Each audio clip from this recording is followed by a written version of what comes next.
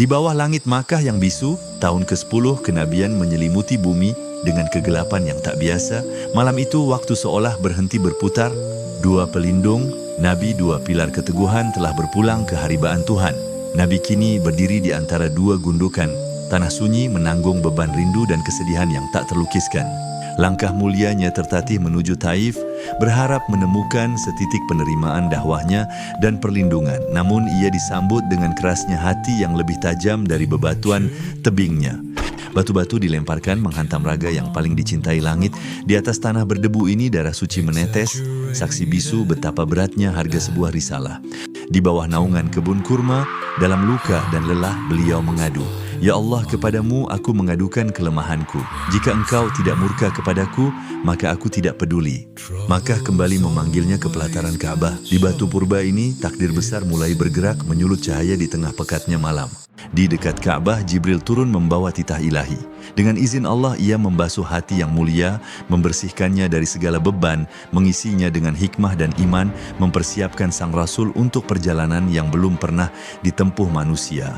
Malam itu bukan malam biasa, itulah malam yang dipilih Allah, malam ketika langit bersiap menyaksikan pertemuan agung, rahasia antara seorang hamba terpilih dan Sang Pencipta.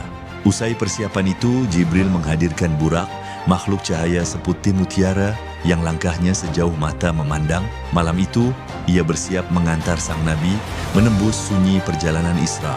Sang Nabi menaiki kendaraannya. Seketika ruang dan waktu tunduk. Keajaiban dimulai, meninggalkan bumi yang sedang terlelap dalam kegelapan. Mereka melesat melampaui batas kecepatan cahaya. Gurun-gurun pasir dan bukit-bukit batu melipat diri di bawah langkah kaki Burak, singgah sejenak di tanah Yathrib, tempat yang kelak menjadi taman hijrah dan cahaya bagi peradaban baru. Henti di puncak Sinai di mana gunung-gunung batu menjadi saksi bisu percakapan agung antara Tuhan dan Musa.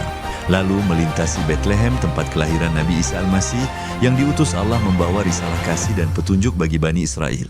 Hingga akhirnya kaki Burak menyentuh dinginnya pelataran Baitul Maqdis, tanah yang diberkati, pusat para nabi menancapkan tonggak tauhid. Burak pun ditambatkan pada ring batu kuno, tempat yang biasa digunakan para nabi terdahulu menambatkan tunggangan mereka di dekat Masjidil Aqsa, Baitul Maqdis. Lokasi yang telah menanti ribuan tahun untuk momen bersejarah ini. Malaikat Jibril menawarkan pilihan kepada Nabi Muhammad, khamr, minuman memabukkan, atau susu. Dengan bimbingan fitrah, beliau memilih susu sebagai simbol kesucian umat yang akan ia pimpin. Di dalam Masjidil Aqsa, seluruh nabi dan rasul dari masa ke masa telah berkumpul, berbaris dalam saf-saf cahaya yang khidmat dan agung. Nabi Muhammad melangkah maju, memimpin salat sebagai Imamul Anbiya. Cahaya meledak menembus arsitektur batu, menyatukan langit dan bumi dalam satu sujud. Tugas di bumi telah usai, namun perjalanan sesungguhnya baru saja dimulai. Dari batu suci Syakrah mereka bersiap naik menembus 7 lapis langit. Mi'raj dimulai.